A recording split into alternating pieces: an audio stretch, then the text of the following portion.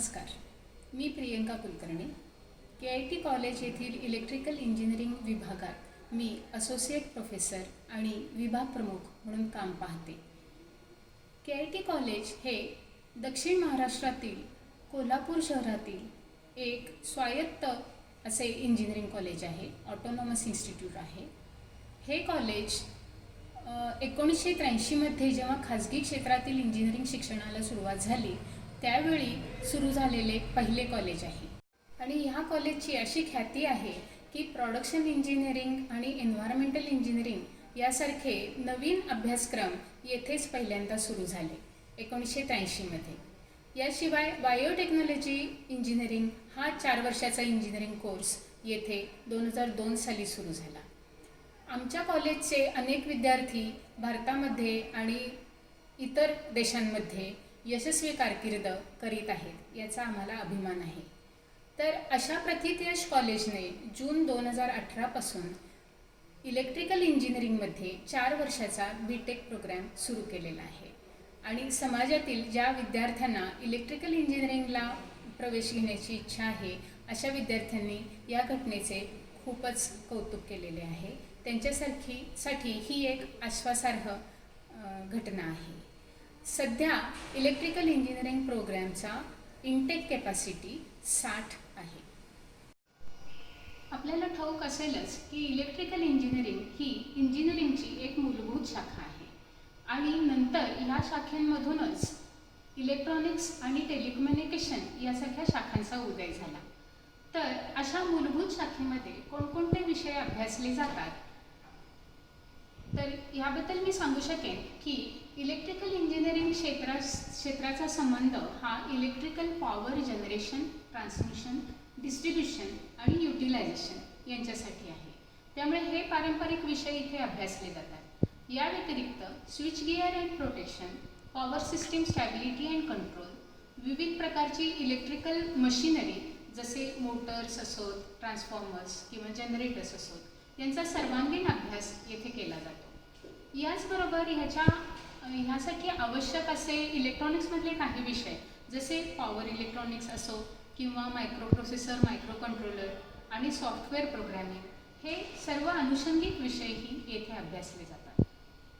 ह्या पारंपरिक अभ्यासाबरोबरच सध्ययुगात आवश्यक आणखीन सध्ययुगात ज्याचा मोठ्या प्रमाणात वापर होणार आहे असे विषय म्हणजे अपारंपरिक ऊर्जा किंवा रिन्युएबल एनर्जी, याच्यामध्ये सोलर पॉवर एनर्जी आणि विंड पॉवर एनर्जी यांचा अभ्यास आणि इलेक्ट्रिक व्हेकल्स यांचाही अभ्यास आम्ही आमच्या अभ्यासक्रमामध्ये अंतर्भाव केलेला आहे. आपल्या लक्षात आले असेलच की हे अतिशय सुंदर मेळ आहे पारंपरिक अभ्यास विषयांचा आणखीन नवीनतम अभ्यास विषयांचा. आणि हा मेळ घालण्यात आम्ही यशस्वी ठरलेलो आहे कारण आमच्या बोर्ड ऑफ स्टडीजमध्ये प्रथितयश फॅकल्टी मेंबर्स म्हणजे अध्यापक वर्ग आणखीन उद्योग जगतांमधून आलेले काही उद्योजक यांचा समावेश असतो. उदाहरणार्थ इलेक्ट्रिकल इंजिनिअरिंगच्या BOSमध्ये VJTI मुंबई येथील इलेक्ट्रिकल विभागाचे प्रमुख डॉक्टर फरूक काझी, आणखीन कोल्हापूरमधले ट्रान्सफॉर्मर मॅन्युफॅक्चरिंगचे उद्योजक श्रीयुत JM काणे आणि अभिजित परांडेकर यांचा समावेश आहे. या सर्व विषयांचे अद्ययावत ज्ञान देण्यासाठी आवश्यक अशी पायाभूत सुविधा म्हणजेच प्रयोगशाळा आणि क्लासरूम्स आणि शिक्षक वर्ग, अध्यापक वर्ग हे सर्व इलेक्ट्रिकल इंजिनिअरिंग विभागात उपलब्ध आहे. या विभागामध्ये 8 लॅबोरेटरीज आहेत.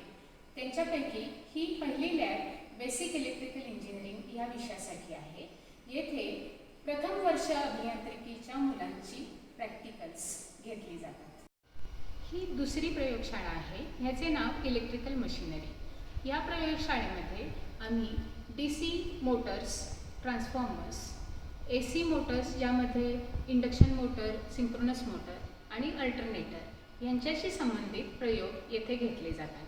याशिवाय येथेच इलेक्ट्रिकल ड्राईव्ह्स आणि कंट्रोल्स या विषयांचे प्रयोगही घेतले जाणार आहेत. आम्ही मुद्दामहून अशी हाय पॉवर मशिनरी इथे वापरलेली आहे ज्यायोगे मुलांना प्रत्यक्ष इंडस्ट्रीमध्ये काम करण्याचा अनुभवाचा फील यावा. याशिवाय इतरही लॅब आहेत, जसे measurements and instrumentation lab, electronics lab, design and project lab आणि कम्प्युटर फॅसिलिटी लॅब. हा आपल्या संस्थेचा 100 kVA डिझेल जनरेटर सेट आहे. हा आमच्या संस्थेचे 11 kVचे सबस्टेशन आहे. तर ह्या सर्व इन्फ्रास्ट्रक्चरचा आम्ही काही एक्सपेरिमेंटेशनसाठी उपयोग करून घेणार आहोत, जेणेकरून विद्यार्थ्यांना वास्तविक आयुष्यामध्ये जे त्यांना पुढे जाऊन करायचे आहे त्याचा अनुभव त्यांना इथेच यायला मदत होईल. या प्रयोगशाळांव्यतिरिक्त विभागाकडे प्रशस्त आणि वेल इक्विप्ड अशा क्लासरूम्स आणि ट्युटोरियल रूम्स आहेत. क्लासरूममध्ये LCD प्रोजेक्टर आणि सॉफ्टबोर्ड हे बसवलेले आहेत. अध्यापक वर्गाबद्दल बोलायचे झाल्यास सध्या 6 अध्यापक आहेत. त्यांच्यापैकी माझा 33 वर्षाचा प्रदीर्घ टीचिंग एक्सपिरियन्स आहे. याशिवाय माझे 3 सहकारी त्यांच्या PhD डिग्रीसाठी सध्या संशोधन करत आहेत.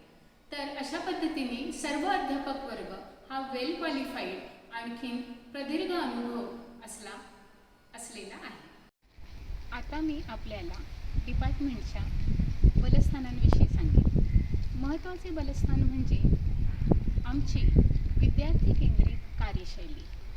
विद्यार्थ्यांचा सर्वांगीण विकास होण्यासाठी आमचे प्रयत्न असतील. त्यामध्ये 2 भाग आहेत. एक म्हणजे विद्यार्थ्यांची गुणवत्ता विकसन आणि दुसरे म्हणजे उद्योग जगताशी संबंध आणि प्लेसमेंट्स. गुणवत्ता विकसनाबाबत बोलायचे झाले तर ह्यासाठी आमचे 6 अंगांनी प्रयत्न असतील. एक म्हणजे सातत्याने गुणवत्ता विकसन. ह्याबद्दल बोलायचे झाल्यास आम्ही 6 बाबींवर काम करत आहोत.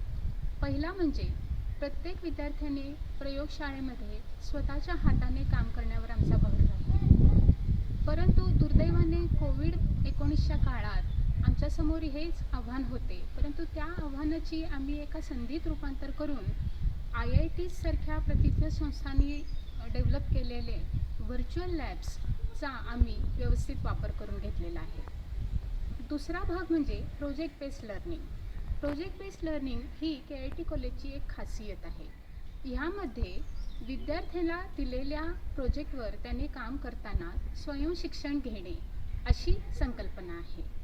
तिसरा भाग म्हणजे आम्ही मुलांच्यासाठी सॉफ्ट स्किल ट्रेनिंग आणखीन स्टुडंट डेव्हलपमेंट प्रोग्रॅम वेळोवेळी आयोजित करत असतो.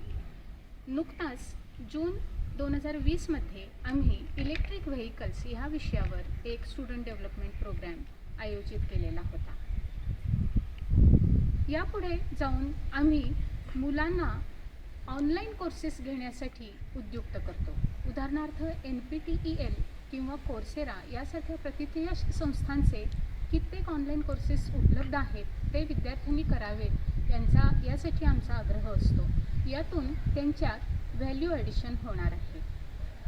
शेवटचे म्हणजे एक व्यासपीठ LSA नावाचे हा डिपार्टमेंट लेवलला स्टुडंट्स प्लॅटफॉर्म आहे आणि ह्यामधून मुलांनी विविध को-करिक्युलर आणि एक्स्ट्रा करिक्युलर उपक्रम आयोजित करावेत आणि त्यात सहभाग घ्यावा, जेणेकरून त्यांचा सर्वांगीण पर्सनॅलिटी डेव्हलपमेंट होईल असा आमचा प्रयत्न असतो.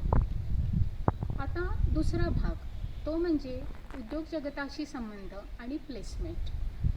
सुदैवाने KITच्या आजूबाजूला असे अनेक विभाग आहेत की जेथे इलेक्ट्रिकल क्षेत्रामध्ये संबंधित उद्योग आहेत. उदाहरणार्थ शिरोली असो किंवा कागल किंवा कुपवाड अशासारखे प्रभाग. तर सध्या आमचा ह्या सर्व इंडस्ट्रीमध्ये व्हिजिट्सला मुलांना घेऊन जाण्याचा उपक्रम चालू आहे आणि ह्या इंडस्ट्रीमधल्या लोकांची एक्सपर्ट लेक्चर्स आमच्या विद्यार्थ्यांसाठी आम्ही आयोजित करत आहोत. यापुढे जाऊन मेमोरंडम ऑफ अंडरस्टँडिंग हे आम्ही सध्या या इंडस्ट्रीबरोबर डेव्हलप करत आहोत. अर्थात काही MOUs ऑलरेडी अस्तित्वात आहेत जे आमच्या इलेक्ट्रॉनिक्स किंवा EITC सारख्या विभागाने प्रस्थापित केलेले आहेत. तर ह्या MOUचा फायदा आमच्या इलेक्ट्रिकल इंजिनिअरिंग डिपार्टमेंटच्या मुलांनाही होणार आहे हे निश्चित. आता सगळ्यात शेवटी आणखीन एक बलस्थान म्हणजे डिपार्टमेंटला असणारे वेल क्वालिफाईड आणखीन कमिटेड असे शिक्षक वर्ग, आणि ह्या सर्वांमुळे इलेक्ट्रिकल डिपार्टमेंटचे भवितव्य निश्चितच चांगले असणार आहे. कोणत्याही इंजिनिअरसाठी करिअरच्या संधी याचे 5 प्रकारात विभागणी करता येऊ शकेल. ते म्हणजे फील्ड जॉब, रिसर्च किंवा संशोधन, मॅनेजमेंट, नॉन पॉवर सेक्टर आणि उद्योजकता. यापैकी फील्ड जॉब बघितल्यास अशा प्रकारच्या संधी कॉलेजमधील कॅम्पस प्लेसमेंटमधून किंवा त्या उद्योगाच्या स्वतःच्या काही एंट्रन्स एक्झाम्स असतात त्या पास झाल्यानंतर असे फील्ड जॉब्स आपल्याला मिळू शकतात. रिसर्च किंवा संशोधन क्षेत्रात जर करिअर करायची असेल तर त्यासाठी आपल्याला MTech सारखे उच्च शिक्षण घ्यावे लागेल. त्यानंतर शास्त्रज्ञ किंवा सायंटिस्ट म्हणून इस्रो, DRDO किंवा BARC यासारख्या प्रतिष्ठीय संस्थांमध्ये संधी आहेत, किंवा काही खाजगी संस्था देखील त्यांच्या R&D सेक्शनसाठी खूप प्रसिद्ध आहेत. उदाहरणार्थ ABB किंवा GE इंडिया वगैरे. सध्या भारतात पाहायला गेल्यास आपल्याला रोबोटिक्स, स्मार्ट ग्रिड्स किंवा इलेक्ट्रिक वाहनांसाठी लागणारी बॅटरी आणि मोटर या क्षेत्रामध्ये संशोधन सुरू आहे. इलेक्ट्रिकल इंजिनियर्सच्या फील्ड जॉबमध्ये एक महत्त्वाचे क्षेत्र म्हणजे ऊर्जा क्षेत्र. आपण महाजेनको, महाट्रान्सको, महाडिस्कॉम अशी नावे ऐकली असतील, तर ही आहे महाराष्ट्र राज्यातील ऊर्जा निर्मिती, पारेषण आणि वितरण या क्षेत्राचा कारभार सांभाळणाऱ्या संस्था. अशाच प्रकारच्या संस्था इतरही राज्यांमध्ये अस्तित्वात आहेत. याशिवाय केंद्र सरकारच्या अधिपत्याखाली NTPC, NHPC यासारख्या काही संस्था ऊर्जा निर्मितीच्या क्षेत्रात काम करतात. याशिवाय काही खाजगी संस्था जसे रिलायन्स, अदानी किंवा टाटा पॉवर यासारख्या संस्थाही या ऊर्जा निर्मितीच्या क्षेत्रामध्ये काम करीत आहेत. या सर्व संस्थांमधून इलेक्ट्रिकल इंजिनियर्सला खूप मोठी मागणी असते. दुसऱ्या प्रकारच्या फील्ड जॉबमध्ये अवजड उद्योगांचा समावेश होतो.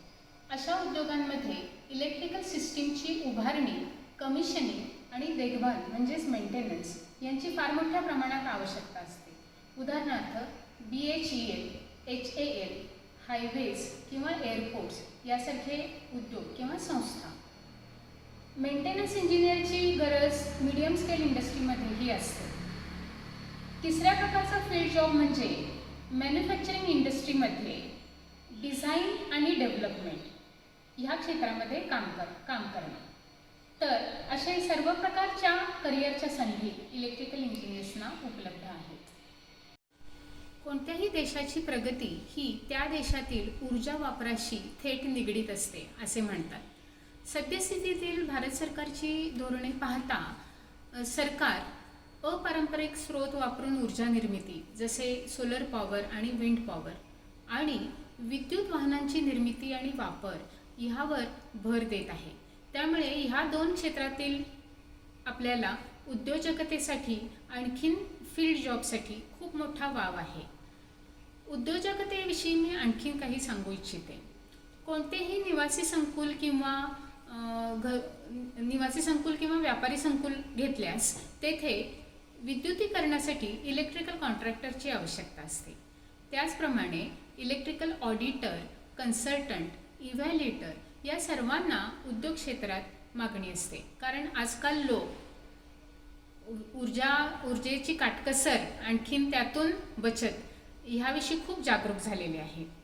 याशिवाय मोठ्या अवजड उद्योगांसाठी लागणारे छोटे सर्किट्स किंवा सबपार्ट मॅन्युफॅक्चरिंग यामध्ये देखील उद्योजकतेला फार मोठा वाव आहे. तर सर्वात शेवटी मी एवढेच म्हणेन की 12वी नंतर इलेक्ट्रिकल इंजिनियर ही शाखा निवडणे हा एक मोठा सुज्ञ निर्णय ठरेल. कारण हे भारतातील आजची सत्यस्थिती पाहता हा एक मोठा सुज्ञ निर्णय ठरेल. तर सुज्ञ व्हा आणि इलेक्ट्रिकल इंजिनिअरिंग ही ब्रांच निवडा.